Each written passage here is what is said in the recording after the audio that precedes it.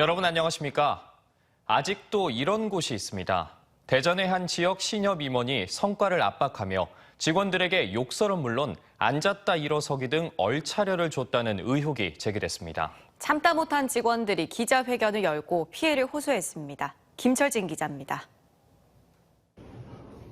정장을 입은 남성들이 거친 호흡을 내쉬며 앉았다 일어나기를 반복합니다.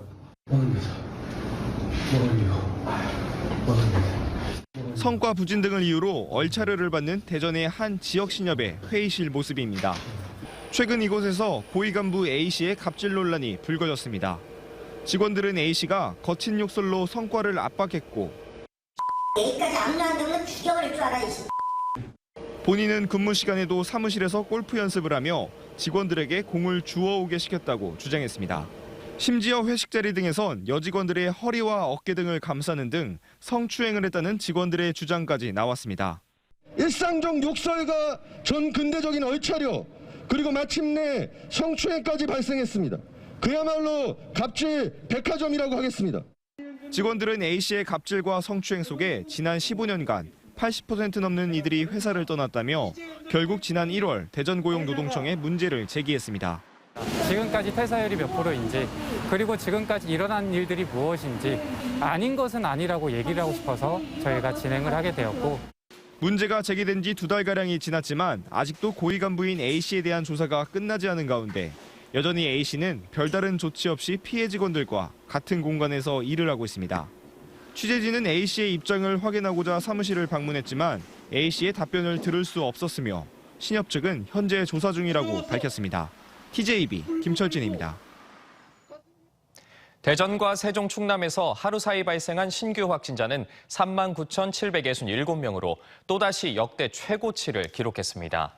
대전에선 요양병원과 주간보호센터 등 취약시설에서의 집단 감염이 이어지며 12,481명이 확진됐고 9명이 사망했습니다. 충남에선 천안 7,024명, 아산 3,949명 등 22,989명의 신규 확진자가 나왔고 14명이 숨져 누적 사망자는 379명으로 늘었습니다. 세종은 4,297명의 확진자가 추가됐습니다. 밤늦게 열차를 점검하던 코레일 소속 직원이 숨진 채 발견됐습니다. 30년 넘게 근무한 베테랑 직원인데 마지막 마무리 작업을 한다며 혼자 남았다가 변을 당했습니다. 무언가에 충격을 받아 숨진 것으로 추정되는 가운데 노동당국은 코레일을 상대로 중대재해처벌법 위반 여부를 조사할 계획입니다. 이수복 기자의 보도입니다. 대전시 대덕구 읍내동에 있는 코레일 대전차량사업소입니다.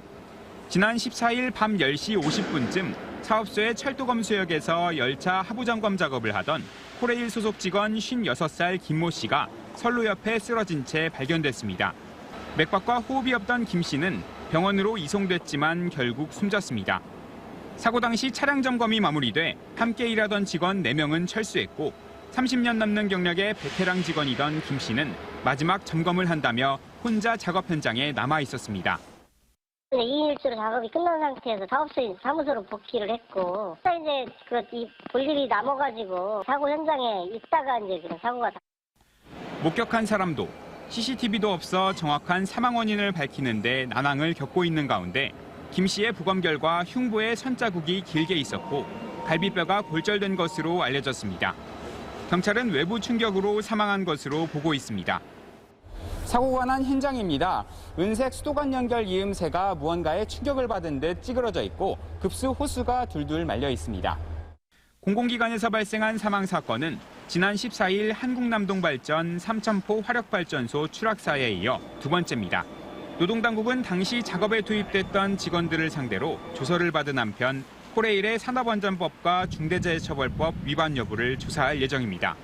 TJB 이수복입니다.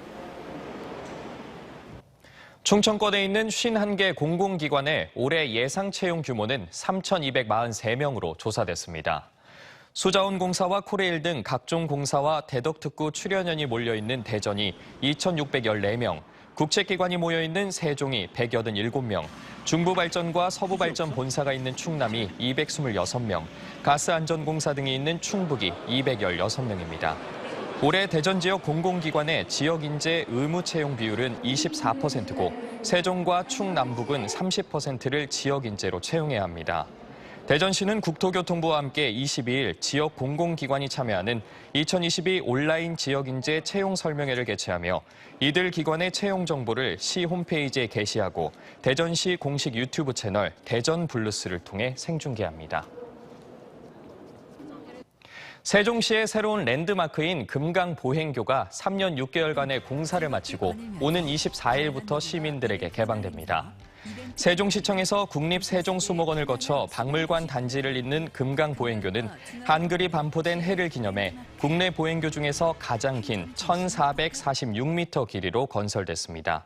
금강보행교는 복층 원형 다리로 1층은 자전거 전용, 2층은 걷기 전용으로 구성된 가운데 교량과 주변엔 물놀이 시설과 익스트림 경기장 등 다양한 시설이 설치됐습니다.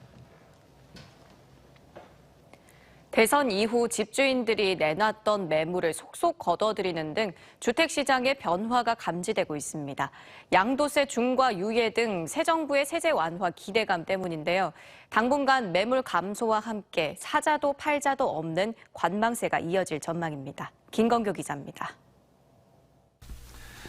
3월 들어 동구를 마지막으로 대전 5개구의 집값이 모두 하락세로 돌아섰습니다. 올 들어 3월 첫째 주까지 대전의 아파트 매매 가격은 0.44%, 세종은 2.05% 하락했고 충남은 0.45% 상승했지만 지난해 같은 기간에 비하면 상승폭이 크게 둔화됐습니다. 대출 규제 이후 돈줄이 막히면서 집을 사려는 사람은 없고 반대로 매물은 크게 늘었기 때문입니다. 1년 전에 비해 대전은 매물이 43.5%, 세종 18.6%, 충남 9.2% 늘었습니다. 대선 이후 상황이 바뀌고 있습니다. 대선이 끝난 10일 이후 닷새 동안 매물이 충남 400건, 대전 163건, 세종 96건이 줄었습니다. 새 정부 출범 이후 양도세 중과 한시 유예를 포함한 세제 완화 기대감에 다주택자를 중심으로 집주인들이 내놨던 매물을 다시 걷어들이고 있는 겁니다. 대선 이후에 이제 부동산 규제 완화에 대한 기대감으로 조금 더 보유하려고 하는 분들이 늘어서 매물을 좀 걷어들이고 있습니다. 재건축, 재개발, 규제 완화 등을 통한 공급 확대, 세제 완화를 골자로 한 차기 대통령 당선인의 공약이 가시화되면 일단 집값은 하락세가 유지되겠지만 추후 거래 활성화에 따른 시장 흐름에 맡겨질 것으로 예상됩니다. 앞으로 이제 세 부담이 경감된다라는 것 때문에 이러한 기대감이 커지면서 하락의 폭이 적어진다든지 혹은 상승으로 전환될 수 있는 어떤 시장 상황을 우리가 좀 예상해 볼 수 있겠습니다. 새 정부의 부동산 정책 개편 기대감으로 주택시장은 당분간 매물 감소 현상과 함께 사자나 팔자 모두 시장 흐름을 주시하는 관망세가 이어질 전망입니다. TJB 김건규입니다. 국민의힘 대전시장 예비후보인 이장우 전 의원이 제1공약으로 최대 5조 3천억 원이 투자되는 도시철도 3, 4, 5호선 건설을 제시했습니다. 이 예비후보는 3호선은 신탄진에서 둔산동 도심을 거쳐 동구 산내까지 지하철로 연결하며 4호선은 도룡동에서 도안동을 거쳐 도마, 용문, 둔산동을 순환하는 트램 또는 자기부상 열차, 5호선은 1호선 지선 형태로 정부 청사부터 경성 큰마을, 도마동을 연결하는 지하철 방식을 밝혔습니다. 시당 위원장을 지낸 국민의힘 장동혁 대전시장 예비후보가 출마 기자회견을 열고 대전이 대기업 하나 없이 서서히 죽어가고 있다며 목숨 걸고 대기업을 유치해 150만 인구를 회복시키겠다고 밝혔습니다. 행정고시와 사법고시를 합격한 장 예비후보는 공무원과 법관으로 일하면서 행정과 입법, 사법을 모두 경험한 후보라며 어메이징 대전을 슬로건으로 역동적인 대전을 만들겠다고 호소했습니다. 대전 서구청장을 지낸 민주당 대전시장 장종태 예비후보는 대전시청 기자실을 찾아 민선 7기 대전 민심이 대선에서 드러나 뼈아프다며 대전이 패싱당하고 있는 지금이 위기 상황이라고 밝혔습니다.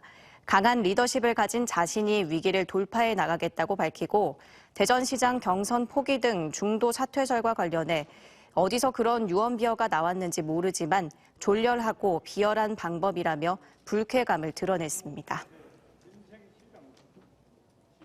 새 정부 인수위원회가 오늘 발표됐는데 대변인으로 선임된 신용현 전 의원 외에 충청권 인사는 보이지 않습니다.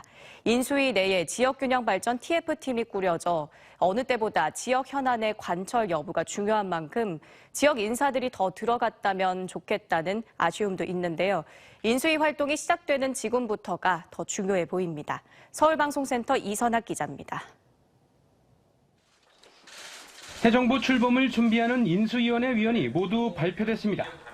대부분 관료와 학자 출신인데 서울 등 수도권 출신이 다수를 차지했고 충청권 인사는 인수위 대변인에 선임된 신용현 전 의원 1명입니다. 영구인 출신으로 바른미래당 대전시당 위원장을 지내며 대전에서 오랜 정치 활동을 해온 안철수계 인사입니다. 애초부터 당선인이 지역 안배보다는 능력 위주로 구성하겠다고 한 만큼 충청권 인사 배려에 대한 기대는 없었지만 문제는 지역의 목소리를 전달할 인사가 부족하다는 겁니다. 다만 인수이사나 지역균형발전 특위위원장에 세종시 행정수도 정책을 입안했던 김병준 전 부총리가 맡은 점은 고무적입니다. 세종의사당과 대통령 세종 집무실 설치 등 세종시 발전 정책에는 큰 힘이 실릴 예상입니다. 제가 약속드린 지역 공약이 제대로 실천될 수 있도록 새 정부 국정과제에 반영시키고 국민들이 어디에 사시든 기회의 불이익을 받지 않도록 면밀히 살피겠습니다. 충청자치단체도 인수위 출범에 맞춰 바쁜 움직임을 보이고 있습니다. 대전시는 행정부시장을 단장으로 하는 공약 이행 실무팀을 만들어 방위사업청 이전과 제2대덕단지 조성 등 11개 공약 실행계획 마련에 들어갔습니다. 충남도는 공약에는 없지만 육사 논산 이전과 서해선 KTX를 위해 경부 고속철도와 조기 연결을 관철시키겠다는 전략입니다. 또 충청 내륙철도 같은 당선인의 공약과 충남형 행복주택, 석탄화력 조기 폐쇄 등의 국정과제 채택을 위해 인수위에 제안할 보고서도 준비 중입니다.